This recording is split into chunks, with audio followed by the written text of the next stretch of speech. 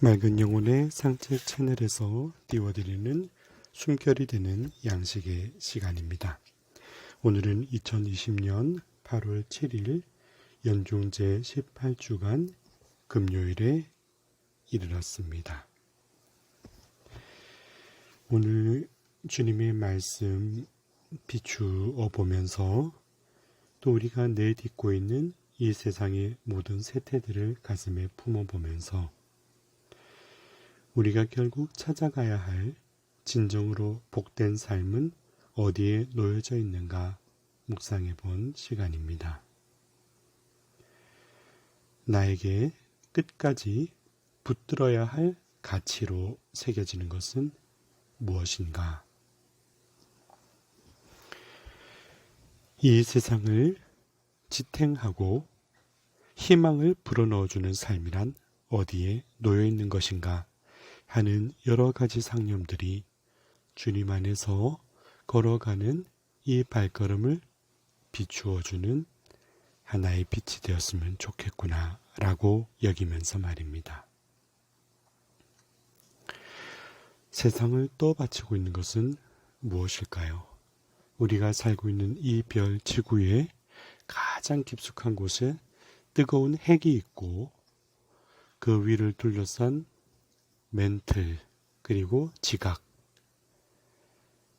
이 별의 중심부로부터 엄청난 거리를 우리가 띄운 채 그 겉껍질인 지각에 뿌리를 내리고 살아가는 모습이라 말이죠. 어쩌면 내 영혼은 어디에 그러면 뿌리를 내리고 있을까? 저 깊숙한 핵까지 하느님 사랑의 주님 사랑의 뜨거운 성심까지 나는 내려가서 그 뜨거운 사랑으로 물든 채 살아가는 걸까? 아니면 나도 지나가는 이 세상의 껍질 위에 겨우 내 발을 내딛고 사는 걸까? 세상을 사랑하면서 모두가 그런 것이다 라는 것을 일반화라고 하죠. 다 그래. 사는 게 그렇지. 어른이 된다는 게 그런 거야. 사회생활 잘하네. 등등. 살아본 경험들을 근거로 하고 그 경험이 빚어내 온 세상의 모습들을 반영하듯 세상은 그런 것이다 라는 한 문장 속에 압축된 이 삶의 방식들. 그러나 그 속에서도 오히려 내 마음 곁을 든든하게 지켜주고 한결같은 따사로움과 꿋꿋함으로 용기를 불러일으키는, 그래서 그렇게 지켜가는 삶의 본질은 무엇인가 하면 결국 다름이 아닌 자신의 삶에 주어진 것에 대한 감사로움으로 물든 겸손과, 그래서 삶을 그처럼 아름답고 기쁜 몫으로 다시금 돌려주고자 하는 순수함들, 바로 그것에 있지 않나 싶습니다. 환자를 살리는 것이 전부인 의사가 되는 것, 고통받는 이들의 마음이 안쓰럽고 쓰려서 내 가슴 속에 전부가 되는 치유자, 공동체에서 어떤 위치를 확보하거나 사업에 대한 야망을 갖거나 지위에 대한 우월감으로 나의 강함을 표현하거나 권력으로 다른 이들과의 관계를 정리하거나 하는 것이 아니라 그 가운데 그저 말씀을 깊이 닦아 영혼을 비추는 등불이 되는 소소하고도 참으로 작아 보이는 일들, 가슴 시린 이에게 오늘을 기쁘게 살도록 작은 기쁨이 되어드리는 벗이 되는 몸짓들, 이처럼 참으로 묵묵하게 일구어가는 그야말로 보이지 않을 만큼의 미소한 가치들이 어쩌면 눈에 보이는 위치든 사업이든 지위든 권력이든 세상에 사라지는 모든 것 위에 결국은 남는 것이 무엇이어야 할까 하는 질문에 대한 대답으로 느껴집니다. 모국에서도 엄청난 폭우의 상처 속에 또 힘겨워하고 또 아파하는 또 상실을 한 삶의 터전이나 그리운 사람들에 대한 또 아픔으로 지새는 분들 얼마나 많은 기도가 필요한가요? 제가 있는 이곳을 비롯해서 또 질병의 고통과 두려움 앞에 또 상처 입은 가슴으로 이렇게 살아가는 나와 함께 걸어가는 이 시대에 내 마음을 함께할 이들 앞에 유일하게 남는 것은 결국 사람을 소중하게 바라보는 마음, 그 사람에게 내어 주어야 하고 주고자 하는 사랑이라는 것 외에 결국은 남는 것이 무엇일까 싶어요. 그처럼 사랑하는 사람에게 사랑을 내어주는 일, 그 순수함을 간직하고 가슴에 새기고 붙드는 삶 안에서 결국 시간이 지나 소리 없이 가슴의 울림으로 되살아나는 기억들이 우리를 다시금 웃음을 찾게 하고 삶의 의지를 다지게 하고 잔잔한 위로가 되어줄 편지 한 장 같은 삶이 누군가에게 지울 수 없는 가장 따사로운 은총으로 느껴지고 소소히 다가와서 물들이는 노을처럼 그렇게 나도 물들어가게 하는 삶이 되지 않을까 해서 말입니다.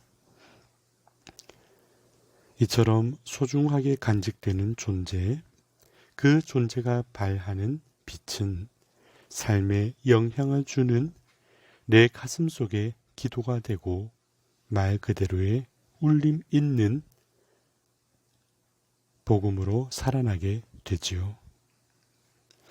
오늘 나훔서 2장 3절에는 주님께서 이스라엘 백성에게 돌려줄 위로와 기쁨을 표현하고 있습니다. 나훔이라는 말 뜻이 깊은 위로라는 의미를 담고 있으니까요.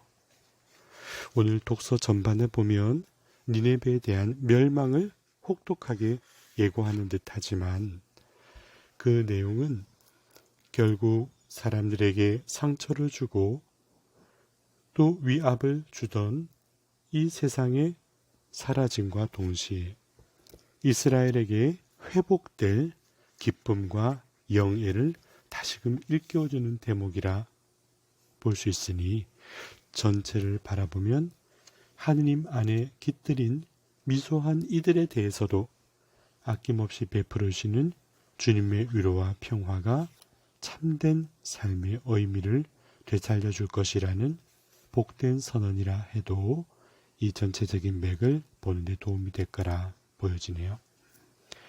내용을 보면 정녕 주님께서는 이스라엘의 영예처럼 야곱의 영예를 되돌려 주시리라 했었죠. 무너지고 파괴되고 아파했던 그 이스라엘 땅의 허무한 빈터처럼 나도 상처받고 아파하고 황량한 사막처럼 메마를 때에 그 삶의 의미와 가치와 본질과 사랑 안에 살아가야 할 내 삶의 기쁨을 일깨워주는 이 위로가 얼마나 큰 것인지는 더 표현하지 않아도 될 듯합니다. 결국 삶이란 지나가는 사람들의 시선에 주목을 받음이 아니라 사랑으로 남고 하느님 품 안에 영원한 따사로움으로 안기는 삶이기를 소망하는데 그 목적이 놓여있지 않을까요? 마태복음 16장 27절에 사람의 아들이 아버지의 영광에 쌓여 천사들과 함께 올 터인데 그때 각자에게 그 행실대로 갚을 것이다 하셨죠. 그 행실대로 얼마나 무언가를 하였느냐가 아니라 그 안에는 시선을 끌만한 주목되는 외적인 형상은 있지만 그 안에 간직된 사람과 사랑을 잃어버린 껍데기일 수도 있으니까요. 얼마나 하였느냐가 아니라 그 모든 여정 가운데 얼마나 진실로 깊이 사랑하였느냐. 큰 건물이 있다 해서 그곳에 사람이 찾지 않으면 그저 공허한 메아리만 울리는 강당에 불과하지요. 그러나 작고 초라한 곳이어도 사람이 사랑으로 모여들고 따뜻한 눈빛과 목소리로 감싸 안으며 영혼이 함께 모여 기도와 찬양이 울려 퍼지는 곳이면 그곳이 가장 복된 가정이요 아름다운 성전이라 할 수 있지 않을까요? 그처럼 보이는 탑이 아니라 보이지 않게 사랑하는 이들의 가슴 속에 쌓인 사랑의 흔적들이 내가 만나는 이들에게도 그 감화된 사랑으로 하느님을 더욱 사랑하고 하느님 안에 성장하도록 이끄는 길, 내가 머물렀다 떠난 자리가 아름다울 수 있게, 내가 함께했던 기억들이 소소한 따사로움으로 위로가 될 수 있게 그렇게 살아가기 바라고 살아가는 삶은 사실은 십자가를 끌어안는 눈물 어린 사랑을 체험한 이들로부터 이루어지는 일이더라고요. 가슴 깊이 부서지고 일어서고 사랑했던 체험 없이 어떻게 그 누군가의 눈물과 목소리에 담긴 간절한 호소와 그 기도에 담긴 절실함을 들을 수가 있을까? 그러기에 누구든지 내 뒤를 따라오려면 자신을 버리고 제 십자가를 지고 나를 따라야 한다 하셨던 마태복음 16장 24절 오늘 주님 말씀 안에도 내가 무엇을 쫓고 무엇을 사랑하며 살아가고 있는지 살아가야 하는지를 비추어주는 주요한 기준이 그 안에 녹아 있습니다. 사람이 온 세상을 얻고도 제 목숨을 잃으면 무슨 소용이 있겠느냐. 세상에 저 니네베처럼 사라져가는 멸망해가는 그 어떤 가치를 붙드는 것이 무슨 소용이 있겠느냐. 곁에 있는 한 사람에게 내가 무엇이 되어주는 것, 그 한 사람에게 심어줄 사랑의 의미를 일깨워주는 것, 내 삶이 사랑이 아니면 묻어있는 그 마음의 의미가 아니면 그 어떤 의미, 무슨 소용이 있겠느냐. 우리가 살아가는 이 삶의 여정 동안 이 하루하루가 얼마나 감사한 일인지 내 곁에 있는 사람을 따뜻한 눈길로 한 번 더 바라보고 내 숨결이 나훔, 곧 위로가 될 수 있는 한 걸음 오늘도 내디뎠으면 좋겠습니다. 맑은 영혼의 산책길에서 띄워드리는 숨결이 되는 양식. 오늘 여러분의 마음속에 다시금 내가 이 세상에서 한 걸음 한 걸음 내딛는 그 사랑의 행실로, 행실이란 행동이 곧 열매가 되는 발자국일 테니까요. 그런 발걸음으로 서로에게 한 걸음 다가서서 사회적 거리는 유지할지 모르나 영적인 사랑의 거리는 한껏 좁힐 수 있는 따뜻한 숨결을 서로에게도 내어줄 수 있는 은총의 하루가 되시기를 소망하는 마음 담아 묵상을 띄워드립니다.